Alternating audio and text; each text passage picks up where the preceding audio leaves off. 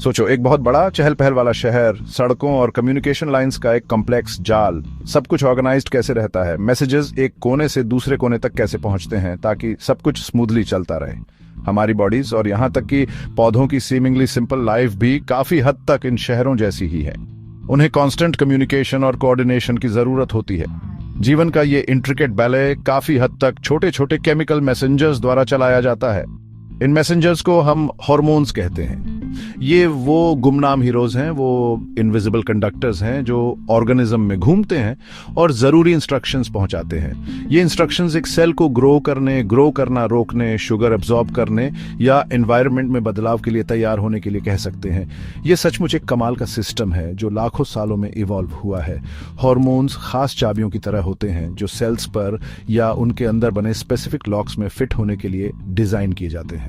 जब एक हार्मोन की अपने सेलुलर लॉक में फिट होती है तो वो एक पार्टिकुलर रिस्पॉन्स शुरू करती है। यह रिस्पॉन्स सेल की एक्टिविटी में एक हल्का सा बदलाव या पूरे ऑर्गेनिज्म को अफेक्ट करने वाला एक ड्रामेटिक चेंज हो सकता है।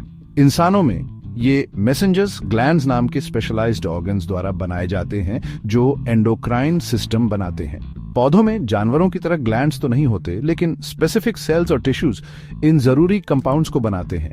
ये केमिकल सिग्नल्स जीवन के लिए फंडामेंटल हैं जो एक पौधे के सूरज की रोशनी की तरफ झुकने से लेकर इंसानी डेवलपमेंट और डेली कामों के कॉम्प्लेक्स प्रोसेसेस तक सब कुछ कंट्रोल करते हैं। इनके बिना जीवन के लिए जरूरी इंट्रिकेट कोऑर्डिनेशन बस बिखर जाएगा, जिससे माइक्रोस्कोपिक और मैक्रोस्कोपिक लेवल पर कैओस मच जाएगा।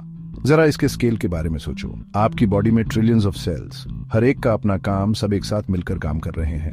पौधे जो एक जगह रूटेड हैं, उन्हें भी अपने आसपास के माहौल पर रिस्पॉन्ड करना होता है। लाइट, पानी और न्यूट्रिएंट्स ढूंढने होते हैं। हार्मोन्स वो लैंग्वेज है जिसका इस्तेमाल वे इस कोऑर्डिनेशन को अचीव करने के लिए करते हैं। ये वो धीमी आवाजें और तेज पुकारें हैं जो इंश्योर करती हैं कि हर हिस्से को पता हो कि दूसरे हिस्से क्या कर रहे हैं। यह internal communication network survival, growth, reproduction और जीवन में आने वाले कांस्टेंट बदलावों के अडैप्ट करने के लिए जरूरी है। यह बायोलॉजिकल सिस्टम्स की एलिगेंस और एफिशिएंसी का सबूत है, एक मोलेक्युलर मार्वल जो जीवन की गाड़ी को स्मूथली चलाता रहता है।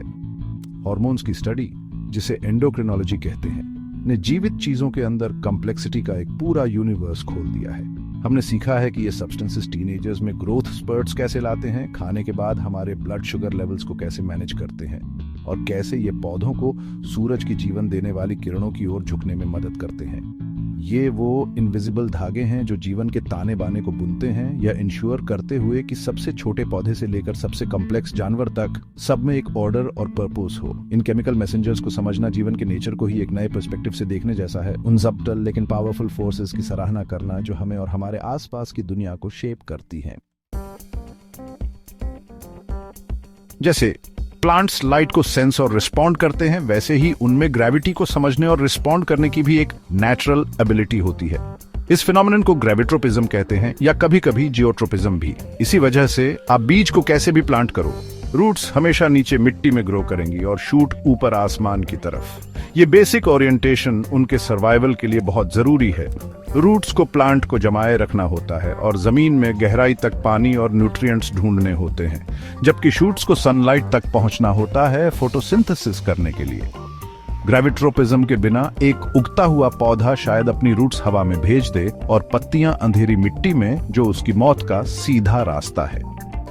ग्रेविट्रोपिज्म का मैकेनिज्म फोटोट्रोपिज्म की तरह प्लांट हार्मोन ऑक्सिन को इन्वॉल्व करता है, लेकिन इसके इफेक्ट्स रूट्स और शूट्स में अलग होते हैं। शूट्स में ऑक्सिन का ज्यादा कंसंट्रेशन सेल इलोंगेशन को प्रमोट करता है।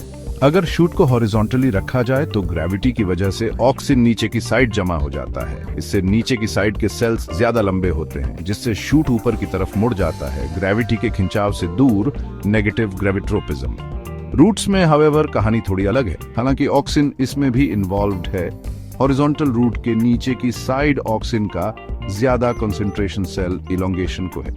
इसका मतलब है कि ऊपर की साइड के सेल्स ज्यादा लंबे होते हैं, जिससे रूट नीचे की तरफ मुड़ जाती है, ग्रेविटी के खिंचाव की ओर, पॉजिटिव ग्रेविट्रोपिज्म। प्लांट्स ग्रेविटी को कैसे सेंस करते हैं? साइंटिस्ट का मानना है कि कुछ स्पेशल सेल्स, खासकर रूट कैप में जो रूट की टिप पर सेल्स की प्रोटेक्टिव लेयर होती है, और शूट्स के स्टार्च शीथ सेल्स में डेंस स्टार्च से भरे ऑर्गेनेल्स होते हैं, जिन्हें स्टाटोलिथ्स कहते हैं। ये स्टेटोलिथ्स छोटे छोटे वेट्स की तरह होते हैं। ग्रेविटी के असर से ये सेल के सबसे निचले हिस्से में बैठ जाते हैं। माना जाता है कि इस सेटलिंग से एक सिग्नल ट्रिगर होता है, शायद सेल के इंटरनल स्केलेटन या मेम्ब्रेन्स के साथ इंटरैक्ट करके, जिससे फिर ऑक्सीजन का रिडिस्ट्रीब्यूशन होता है और उसके बाद डिफरेंशियल ग्रोथ होती है। ये एक माइक्रोस्कोपिक साहुल की तरह है जो प्लांट को बताता है कि नीचे किस तरफ है।